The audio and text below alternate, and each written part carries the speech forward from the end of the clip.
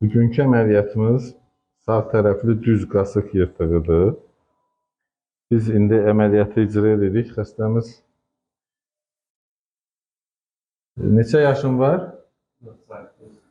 Spinal anesteziya ilə əməliyyatı icra edirik. Görürsünüz, xəstəmizlə danışırıq. İndi biz yırtıq kisəsini aşkar edib xaric elədik.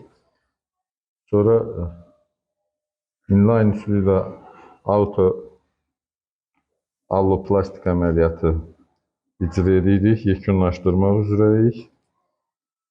Xəstəmiz 48 yaşında olduğunu nəzərə alıb və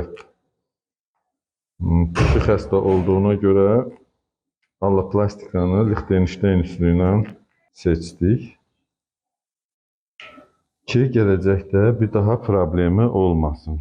İnşallah da olmayacaq. Bizim heç vaxtı böyük danışmayaq. Yırtıq kisələrimiz residiv vermir. Yırtıq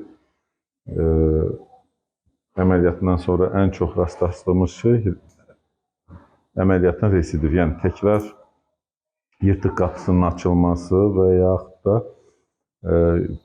fiziki iş zamanı yırtıq qapısı olmasın, kənarından yırtığın yenidən yaranmasıdır. Onları nəzərə alaraq elə deyirik ki, biz o təkrar yaranmasın, yəni residiv verilməsin.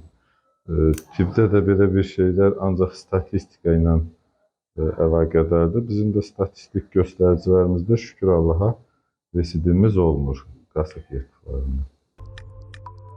HCC Clinical Hospital.